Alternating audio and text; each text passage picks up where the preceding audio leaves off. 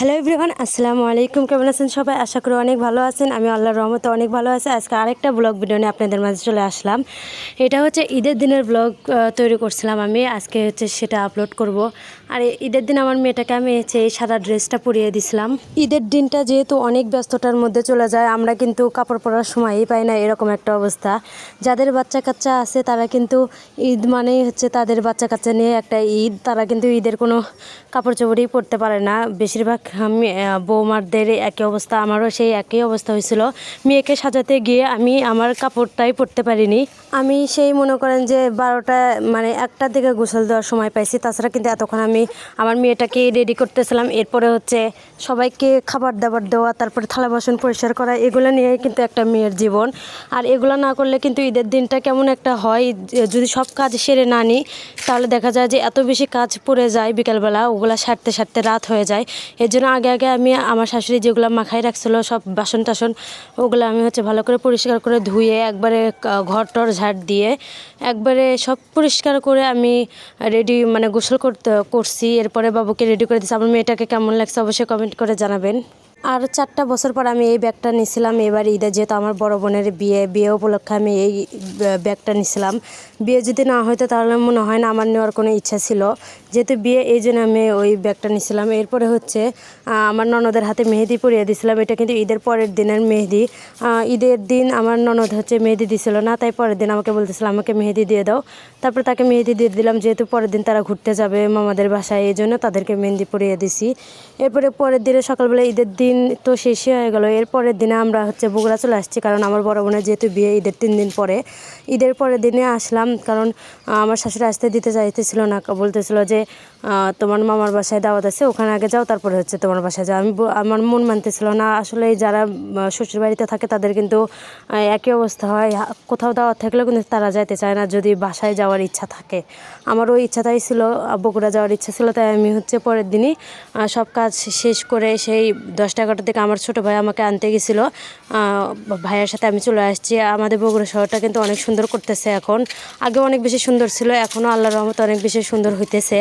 আর বগুড়া শহরে আসলে না মনটা অনেক বেশি ভালো হয়ে যায়, আর যেটা বলে প্রকাশ করতে পারবো না। যে যার শহরে প্রবেশ করলে কিন্তু মনের মধ্যে অন্যরকম একটা শান্তির অনুভব হয়। আগে তো রাস্তাঘাটগুলো সুন্দর ছিল, কিন্তু এখন আরও বেশি সুন্দর হইতেছে, কারণ নতুন করে রাস্তা তৈরি হচ্ছে, সাথে সব কিছু পাল্টে যাইতেছে, এই জন্য আরও বেশি সুন্দর লাগতেছিল। তাই আমি একটু ভিডিও করে নিয়েছিলাম। এরপরে বাসাতে আসার সাথেও মনে করেন যে আমার শান্তি নাই। ঈদ হইলে মনে করেন যে আমার একটা অশান্তি তৈরি হয়, সেটা হচ্ছে মেহেদি দেওয়া নিয়ে। বাসাতে আসার সাথে সাথে যারা জানে যে আমি বাসায় চলে আসছি তারা কিন্তু মেহেদি দেওয়ার জন্য একদম অস্থির হয়ে গেছে, সাথে সাথে আমার বাসায় চলে আসছে। এই ঈদ হইলে বাসায় এসেও আমার শান্তি নেই, কারণ যখনই সবাই শোনে যে আমি বাসায় আসছি তখনই সবাই ঈদে মেহেদি দেওয়ার জন্য একবার চলে আসে, কারণ অনেক টাইমে দাওয়াত খেতে যেতে হয় অনেকের বাসায়, অন্য জায়গায় নানি বাড়ি যায়, এই জন্য মনে করেন যে আমার চাপ আরও বেশি পড়ে যায়। আর আমি কিন্তু মেহেদি আল্লাহর রহমতে ভালোই দিতে পারি। আমি কিন্তু এটা হচ্ছে নিজের ইচ্ছাতেই দিই, কোনো ডিজাইন দেখে না। আমি ডিজাইন দেখে বেশি একটা দিতে পারি না, নিজের যতটুকু পারি নিজের ইচ্ছায় দেওয়ার চেষ্টা করি, কারণ আমি ডিজাইন দেখে একদমই দিতে পারি না। মানে ডিজাইন দেখে দিই কিন্তু ওরকম আসলে যে যার ডিজাইন তাই দিতে পারে, একবারে হুবহু কিন্তু করা যায় না। আমিও ওরকম হুবহু করতে পারি না, কিন্তু ওরকমই হয়। এরপর হচ্ছে আমি একটা মেয়ের হাতে মেহেদি পরে দিচ্ছিলাম, সে নাকি তার নানির বাসা দাওয়াত খেতে যাবে, তাদের ওখানে আগেকার দাওয়াত আছে, তাই আমাকে বললো যে আমাকে মেহেদি পরিয়ে দেওয়া। সে কিন্তু ঈদের মধ্যে মেহেদি দিছিল, ওইটা প্রায় উঠে যাওয়ার মতো অবস্থা। আর স্মার্ট মেহেদি এগুলো কিন্তু একদিন পরে উঠে যাওয়ার চান্স বেশি থাকে, এই জন্য আমাকে সে বললো যে আজকে দিয়ে দাও, যেহেতু কালকে তারা যাবে সকাল সকালে, এই জন্য আমার থেকে মেহেদিটা পরিয়ে নিল। এরপর তাদের বাসায় লাউয়ের গাছ হয়েছিল, আমার মানে তার দাদি, আমাদেরও দাদি হয়, ওই দাদিটা হচ্ছে লাউয়ের গাছ লাগাইছিল, নিচ থেকে উপরে তুলেছে। এত বেশি লাউ শাক হয়েছিল। আমি দাদিকে বললাম যে দাদি আমাকে একটু লাউ শাক দেন, আমি একটু চটচটি করে খাবো মাছ দিয়ে। আর আমি লাউ শাক কিন্তু অনেক বেশি পছন্দ করি মাছ দিয়ে চটচটি করলে। আর দাদি হচ্ছে তার গাছ থেকে হচ্ছে লাউ শাকগুলো পেরে দিচ্ছিলো। আর এই লাউ শাকগুলো এত বেশি হয়েছিল মাশাআল্লাহ। আর লাউ হয়েছিল প্রথম দিকে, এখন লাউ বেশি একটা বলে আটকেতেছে না, বৃষ্টির দিনে হয়তো বা আটকেতে পারে, এই জন্য মনে করেন যে দাদি বললাম আমাকে একটু লাউ শাক দেন। দাদা আমাকে আস্তে আস্তে লাউ শাক হচ্ছে তুলে দিচ্ছিল।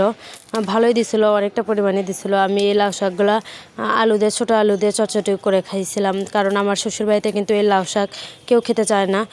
আমি করি, কিন্তু আমার তো একা একা আর ভালো লাগে না। সবাই যদি একসাথে খাওয়া হয় তাহলে কিন্তু ওই জিনিসটার মজাই কিন্তু আর স্বাদই অন্যরকম হয়ে যায়। আমাদের বগুড়ায় দেখা যায় যে আমার আম্মুরা সবাই একসাথে একই তরকারি খাই আমরা, ওই জন্য স্বাদটাও অন্যরকম পাই। আর একা একা খাইলে কিন্তু ওই জিনিসের স্বাদ একদমই পাওয়া যায় না। আর এখানে দাদি আমাকে লাউ শাক দিয়ে দিচ্ছে, আমার যতটুকু পরিমাণ দরকার আমি অতটুকু নিয়ে চলে আসছি, আসে বাসে নিছি আমি লাউ শাকগুলা। আর এইদিকে হচ্ছে আমার বড় বোন আলু গোল গোল করে কেটে দিচ্ছিলো। আর আমরা কিন্তু ছোটো আলু দিয়েই বেশিরভাগ এই লাউ শাকগুলো খেয়ে থাকি, আর অনেক বেশি ভালো লাগে ছোটো আলু দিয়ে। তাই এখানে আমাকে বড় বোনকে বললাম যে আমাকে একটা আলু কেটে দাও, সে কিন্তু আমাকে আলু কেটে দিছিল।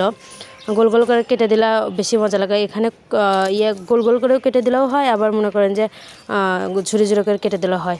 এরপরে আমার কি শান্তি আছে দেখেন। এরপর হচ্ছে যে মেয়েটাকে আমি মেহেদি দিয়ে দিলাম, তার মা আমাকে বললো যে মেহেদি দিয়ে দাও, কারণ সেও দাওয়াতে যাবে। ওই জন্য সে আমার হাত থেকে মেহেদি পরিয়ে নিল। যেহেতু আমি ফ্রি ছিলাম তাই ভাবলাম যে দিয়েই দিই, কারণ এই আন্টিটা আমার থেকে কখনোই মেহেদি পরিয়ে নেয়নি, এই প্রথম আমার থেকে চাইলো মেহেদি পরানোর জন্য। আর সে নাকি মেহেদি পরতেও চায় না, আর বিয়ের পরে কিন্তু কারো ওরকম শখ থাকে না। এই জন্যই মনে করেন যে সে আমাকে বলল, আমি তাকে মেহেদি পরিয়ে দিয়েছিলাম 2 হাতে।